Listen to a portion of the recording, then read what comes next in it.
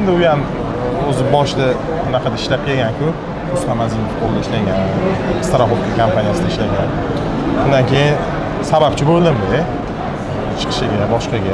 Karantin sabab bo'ldi. Karantin sabab bo'ldi. Karantin sabab bo'lib masjidga kelib, lavr apparatini oldik biz.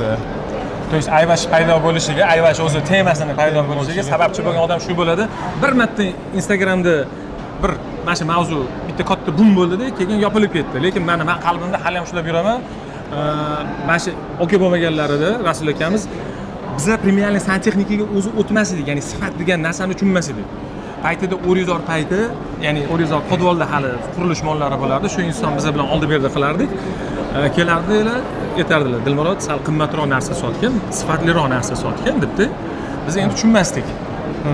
Mana shu inson shunda turtki bo'ldilar. Inson insonga sababchi bo'ladi-da. Mana Instagram olami, ya'ni mana shu media plashatka paydo bo'lgan payti biz Instagramni faqat raqs tushadigan mavzu deb o'ylardik, lekin elektron bozorga aylanishini tushunmaganmiz. Shunaqa. Ya'ni portfolio bo'lishiga aqlimizga yetmagan o'sha payt. Lekin shu inson katta mana hozirgi eng reklamasi qimmat $10,000 bo'lgan Otabek Jo'rayevni boshlanishiga o'shanda ham zajigalkalik qilgan-siz-da, qo'l qo'yayotganda, soddaroq qilayotganda. Shunaqa. Uni bilgan biladi. Endi mana shu insonni hozir o'zim tutib oldim. Ko'p o'zbek savdogarlariga ham bu narsa ibrat sifatida. Musulmonga ibrat bo'lish kerak-da, aka. Ko'pchilik bir-birini chet elda o'zbeklar ko'rsa borku, sohadoshlar bir-biridan qochishga harakat qiladi. Lekin mana shu insonni men o'zim tutib oldim. Aka, keling bu yoqda to'g'risi, misol sohamiz bir xil, ya'ni ekonomika tilida raqobatchi biz, kakbi. Lekin rizq Allohdan.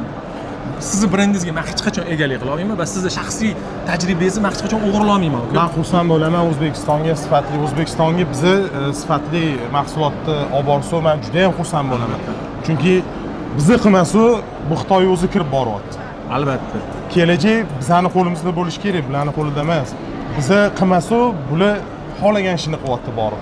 Shuning uchun biz rus kishi oshirmasu, o'zimiz ustimizda ishlamasu, estetikani oshirmas. O'zimiz ham ustimizda ishlamasa shunaqa. Ya lekin bunyodkorlik, binokorlik, sanoat sohasida mana Huawei'dagi kompaniyalar misol yoryapti hamma yoqda, gap bo'lishi mumkin emas. No, dostupность masalasi bo'yicha buni misol 85% aholiga funksionalnosti tushunarsiz. Men hozir kelayotganda yana bir narsaga xursand bo'ldim. Bir yigitlar bilan keldim.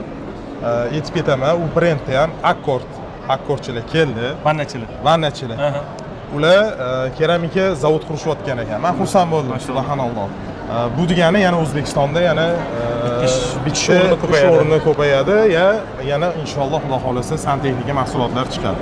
Shu Rossiyaga bo'lgan sanksiya, mana shunaqa ishlab chiqaruvchilarga katta bitta challenge, ya'ni zazif, bu imkoniyat, bu koridor, Yevropaning qimmat rokasi yoki aytaylik sanikasi kirolmaydi.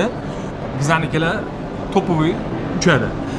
Eron sanksiyada, Yevropa sanksiyada, Eronniki juda ham arzon, lekin yaxshi narsa chiqadi Eronda, aka. Shunaqa. No sanksiyada. O'shanaqa payt biz ishlab chiqaruvchilarimizga ham qanaqadir bir imkoniyat yaraldi, Alloh tomonidan berildi bu narsa. Endi boshiga kelgan kulfat ustida kulish emas, lekin tadbirkor mana shunaqa qayerdadir kamaysa ko'proq beradi, ko'proq bersa kamaytiradigan chegaralangan imkoniyatlardan vaziyat kelib chiqarib turuvchi kasb hisoblanadi tadbirkor. Dilmurod, yana bitta narsa. Mana O'zbekistonning bozorida faqat Otabek ayvash guruh reklama qiladi. Men bir narsaga naq qilaman. Nega bizning O'zbekiston bozorida shu guruhni uradigan mana Xitoy qancha mahsulotlari bor, to'g'rimi? Men hozirgina kontent qildim, aynan shu masalasi bo'yicha. Misol uchun men premialniy customni deganda mana rassom kelib uyingizga rasm chizib beradi-ku, 3D printerda masalan, mana shu narsa customni deydi. Aynan sizni vkusingiz bo'yicha, sizni xohlagan sifat darajangiz bo'yicha qilib beradi.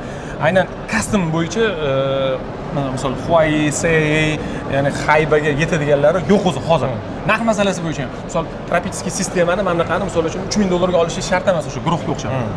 Guruhni bu yerda xarid qilish emas, lekin estetika masalasi bo'yicha agarda guruhga zakaz qilsangiz 6 oyda keladi. Shunaqa. 6 oyda keladi. Bu yerda o'sha tayyor va narxi приемлемый-da.